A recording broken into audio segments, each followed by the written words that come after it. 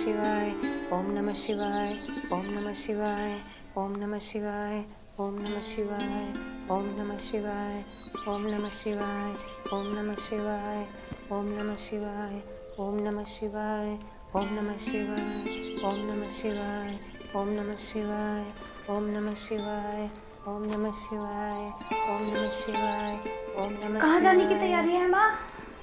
आज शिवरात्रि है ना बेटा, आज शिवरात्रि है ना, पूजा करना है, मंदिर जाना है, उसकी तैयारी कर रही हूँ। अच्छा माँ, एक बात बताओ। हाँ, हम लोग शिवरात्रि क्यों मनाते हैं? क्योंकि आज का दिन शंकर जी, पार्वती जी इन दोनों का विवाह हुआ था, इसलिए। नहीं माँ, वास्तव में शिवरात्रि परमात्मा शिव के इस धरा पर अवतरित होने की यादगार में मनाई जाती है। रात्रि शब्द का प्रयोग हम केवल शिव के पीछे ही करते हैं। ऐसा क्यों बना? कोई तो खास बात होगी ना?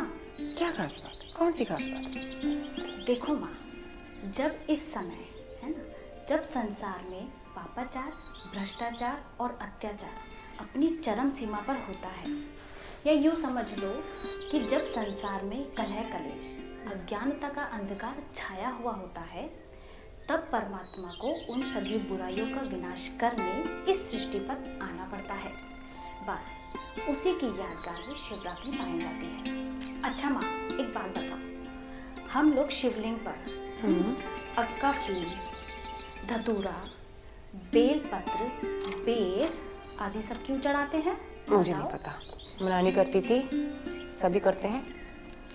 देखो माँ, अक्का फूल जिसमें कोई भी सुगंध नहीं है, धतूरा जो कड़वा होता है, बस इन्हीं सब चीज़ों को हमें परमात्मा शिव पर चढ़ाना होता है। इसका अर्थ ये भी है, दूसरों के प्रति कोई भी कड़वाहट, मन में किसी के प्रति कोई हीन भावना, इन सभी चीज़ों को, इन सभी कड़वाहट को हमें परमात्मा शिव पर अर्पण करना होता है। अच्छा माँ, अब एक बात बताओ, हम लोग शिवलिंग पर बेर चढ़ाते हैं क्यों? बेर चढ़ाना अर्थात किसी के प्रति मन में कैसा भी कोई भी बैर नहीं, बस यही सब हमें शिवलिंग पर चढ़ाना होता है। इसी की स्मृति में हम लोग अक, धतूरा, बेर आदि सब चढ़ाते हैं। अच्छा, इसलिए हम शिव शंकर के ऊपर धतूरे और अक का फूल चढ़ाते हैं? नहीं माँ, शंकर पर नहीं, शिव पर। शंकर कहो, शिव कहो, बात तो एक ही है ना बेटा?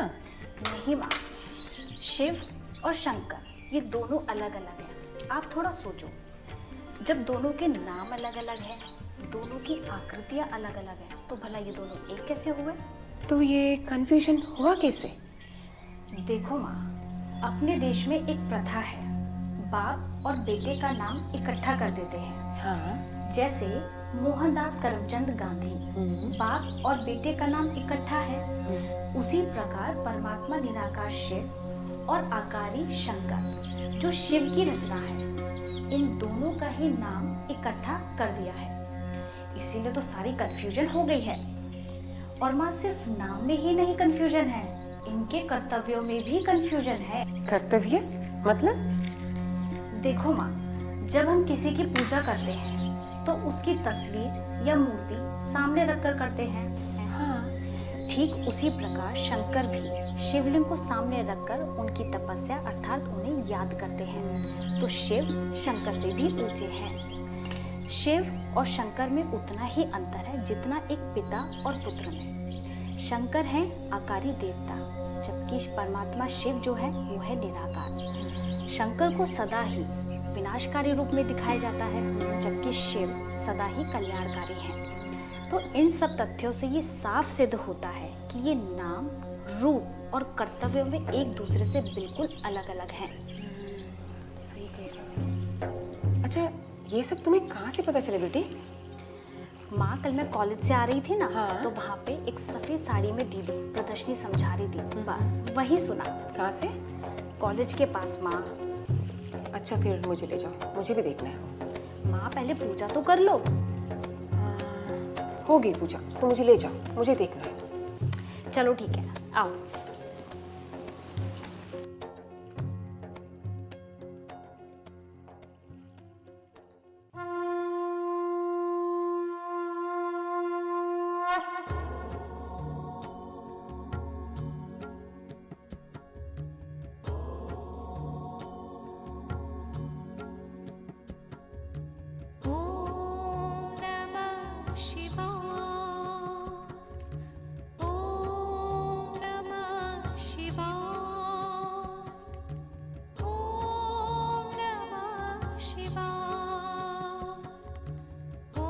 नमस्ते भैया। ओम शांति। ये मेरी बेटी है, कल आप वाली प्रदर्शनी देखी थी इन्होंने। भैया कल हम लोग जब कॉलेज से आ रहे थे तो वहाँ पे प्रदर्शनी लगी हुई थी, तो एक वाइट ड्रेस में दीदी थी, वो समझा रहे थे। आज जब हम लोग गए तो वहाँ कोई भी नहीं था, तो हम फिर पूछते पूछते हम लोग यहाँ आए हैं। और भैया ये तैयारी किस चीज़ की चल ये रही है? तैयारियां शिवरात्रि की चल रही है। अच्छा मैंने अच्छा, इन सब चीज़ों के बारे में जानकारी ली है। आप यहाँ बैठिए, मैं दीदी को बता के आता हूँ। ठीक है भैया। जी। ओके। जी नमस्ते। ओम शांति। ओम शांति। आइए बैठिए। दीदी ये मेरी बेटी है, कल आप वाली प्रदर्शनी देखी थी इन्होंने, और ये कह रही हैं कि शिव और शंकर अलग अलग हैं।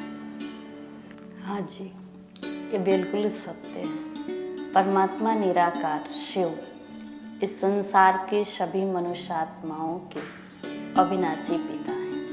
शंकर उनकी अपनी रचना है। यदि शंकर भगवान होते तो आज केवल हिंदू ही नहीं बल्कि हर धर्म का इंसान उनकी पूजा करता। सही है। क्योंकि परमात्मा वही जिसे सभी माने, और शंकर को केवल हिंदू धर्म ही पूजता है। लेकिन निराकार ज्योति स्वरूप शिव को हर धर्म में पूजा और माना गया है। इसी कारण से शिव और शंकर दोनों भिन्न हैं। तो आपका कहना ये है कि शंकर शिव के पुत्र हैं हाँ जी, और शिवरात्रि शिव के अवतरण की यादगार है। हाँ जी, परमात्मा का ये वायदा है कि जब जब इस धरती पे धर्म की अति ग्लानि, पापाचार, अत्याचार की अति होगी, तब तब मैं इस सृष्टि पर अवतरित होकर सत्य धर्म की स्थापना करूँगा। आज कलयुग का वह अंत समय चल रहा है जब परमात्मा स्वयं सृष्टि पर प्रजापिता ब्रह्मा के तन में अवतरित होकर संसार के सभी मनुष्यात्माओं को अपने ज्ञान से कर्मों को दिव्य बनाने एवं सहज राजयोग की विधि द्वारा नर को श्री नारायण और नारी को श्री लक्ष्मी बनाने का कार्य कर रहे हैं। और केवल उनके पावन ज्ञान से ही हर आत्मा का कल्याण होगा। जब परमात्मा संसार में अपनी रूहानी खुशबू फैलाते हैं तब वह मंगल समय कहलाता है संगम युग। और यह संगम युग कलयुग के अंत और बहुत जल्द आने वाली नई दुनिया के बीच का पावन समय है, जहाँ हर आत्मा इसी समय में पावन होकर स्वर्ग की हकदार बनती है। अच्छा दीदी, तो ये संगम युग होता कब? वर्तमान समय ये पावन संगम युग ही चल रहा है। निराकार परमात्मा शिव प्रजापिता ब्रह्मा बाबा के तन में प्रवेश करके इस धरती पे सत्य धर्म की स्थापना कर रहे हैं।